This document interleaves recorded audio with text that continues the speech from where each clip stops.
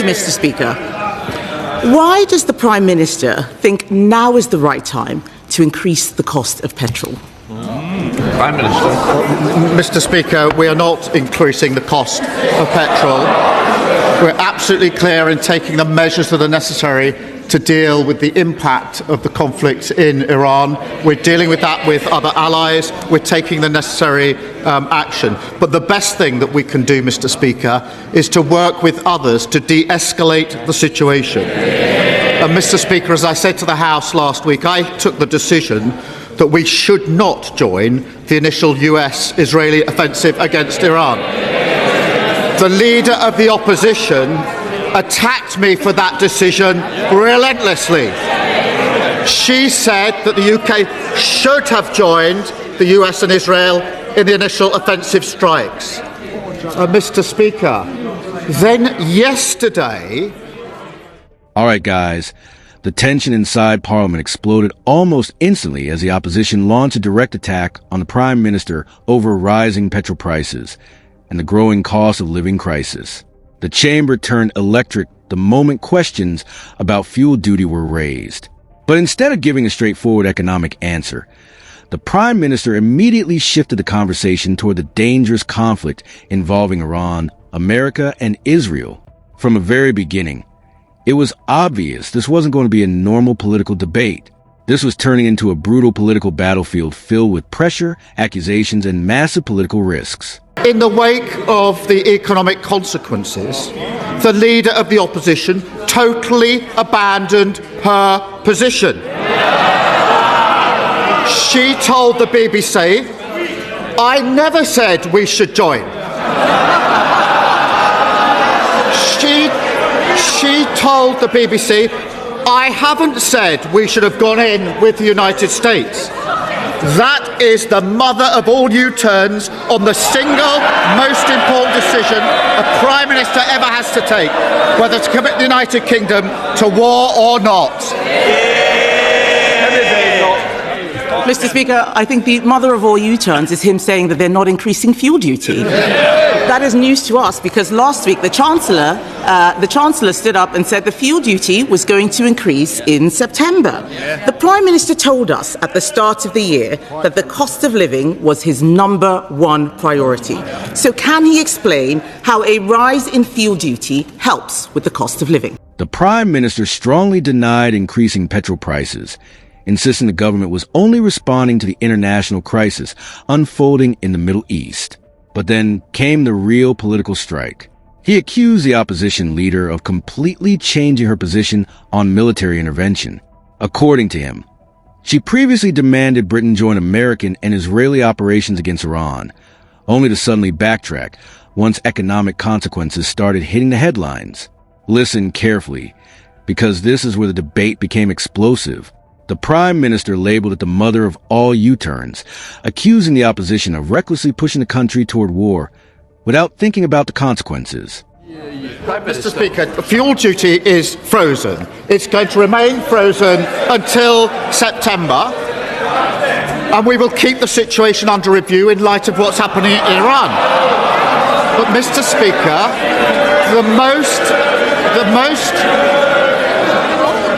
Speaker, the most important issue is de-escalating the situation. And I come back to the Leader of the Opposition's position because this is one of the most important decisions a Prime Minister or Leader of the Opposition ever has to take, whether to commit your country to war.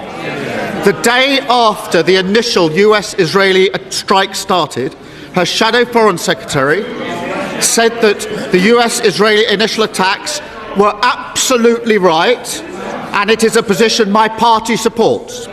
She said, why has the Prime Minister not actually worked with America to be much more proactive?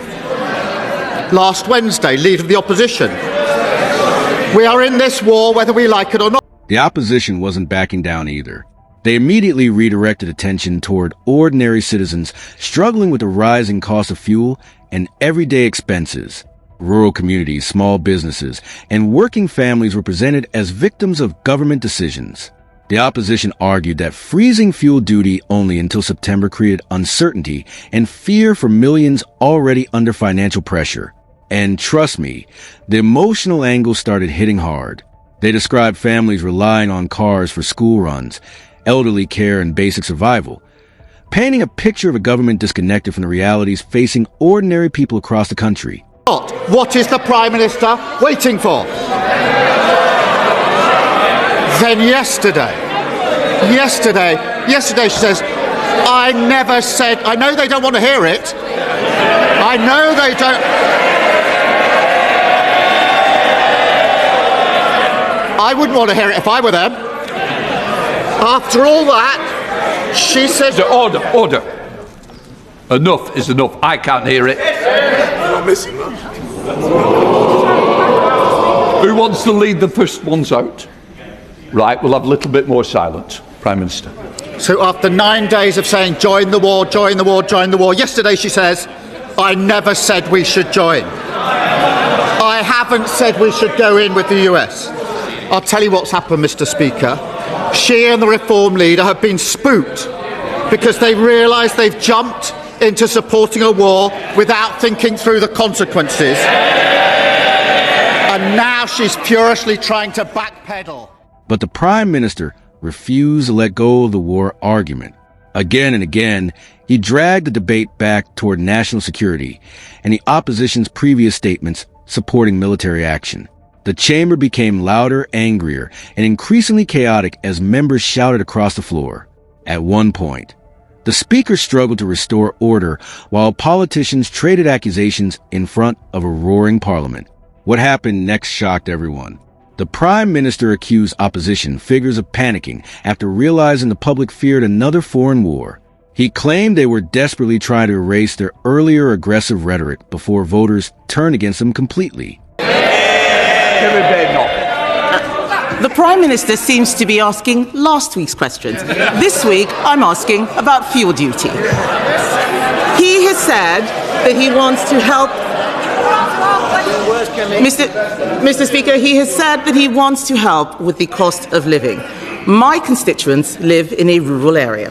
They rely on their cars to get to the shops, take their kids to school, see their elderly parents. And they tell me the rising cost of petrol is the single biggest cost affecting family finances.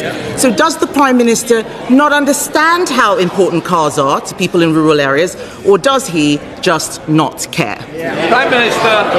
Mr. Speaker, we're working across all departments and with allies to deal with the impact of the conflict in Iran, as the House would expect. But she says about, if I'd asked her last week, her position would have been, we support the initial strikes and we want to join the war. This week she says, we don't want to... Then came another aggressive exchange focused on leadership and decisiveness. The opposition mocked the Prime Minister's handling of military readiness, even questioning delays involving HMS Dragon and Britain's military posture in the region. But the Prime Minister fired back instantly, defending the Royal Navy and praising military personnel working around the clock under intense pressure. This moment completely changed the atmosphere in the chamber. Suddenly, the debate moved from economics and fuel prices to patriotism, military sacrifice, and accusations of disrespect toward British forces. The emotional intensity skyrocketed as MPs loudly cheered, interrupted, and challenged each other from every corner of the House. I'm sorry, that is a screeching U-turn. And Mr. Speaker, this is it. In this job, you don't get a second shot at making the right call on taking your country to war. If she were Prime Minister, Mr. Speaker, we would be in the war, and she would be coming back to Parliament a week later to say, oh, sorry, I got that one wrong. Order! I'm sorry I'm interrupting you, but unfortunately, we've got to stick to Prime Minister's questions, not opposition questions. Kemi Badenoch.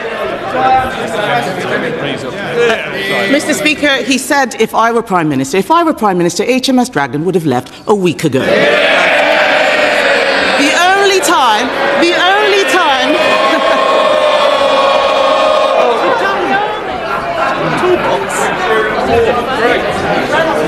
Mr. Speaker, the only time he's taken decisive action... All right, guys, this is where the political damage became personal. The opposition insisted they had never criticized British troops, only the Prime Minister's leadership and decisions. But the Prime Minister continued hammering them over what he described as reckless inconsistency during an international crisis. Meanwhile, opposition MPs pushed stories from struggling builders, businesses, and drivers crushed by taxes, energy bills, and economic instability. One example involving a builder managing dozens of vans became symbolic of wider fears spreading across the country. The message was clear. Ordinary workers believed government decisions were making survival harder every single month. We're stopping Andy Burnham from standing in the by-election.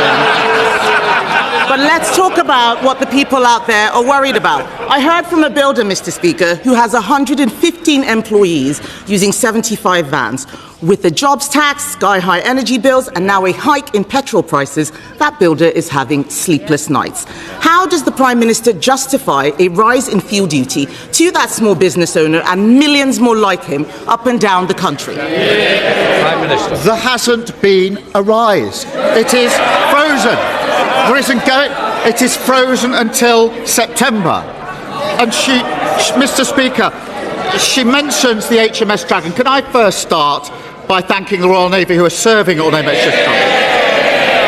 Can I second say that what's been happening is it's been carefully being loaded with the anti-strike ammunition and capability that it needs. And the Navy and civilians have been working 22-hour shifts in relationship. But in relation to those that are taking the action... The argument intensified even further when military history and national loyalty entered the conversation.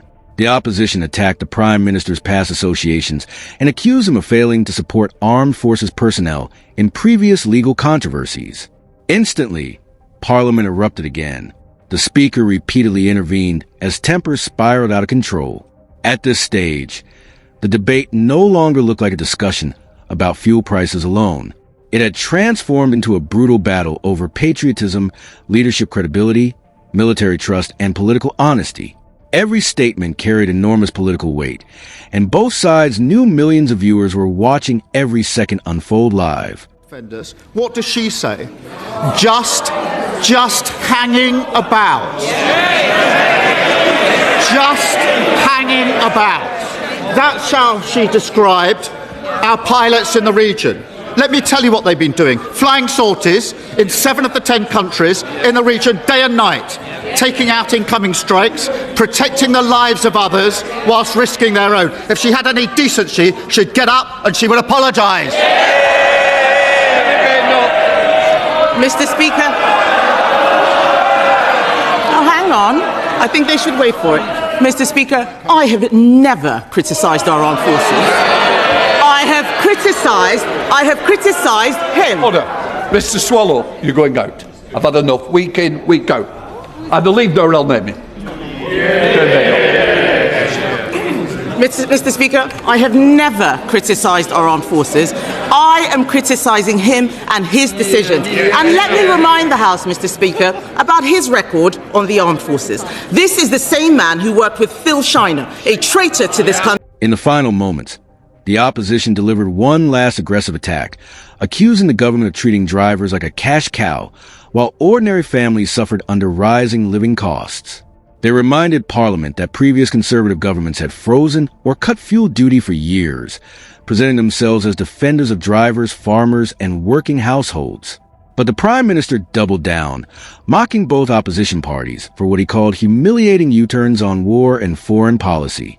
And just like that, Prime Minister's questions ended in complete political chaos. Shouting, accusation, applause, and a deeply divided Parliament battling over war, leadership, and the economic fears gripping the nation.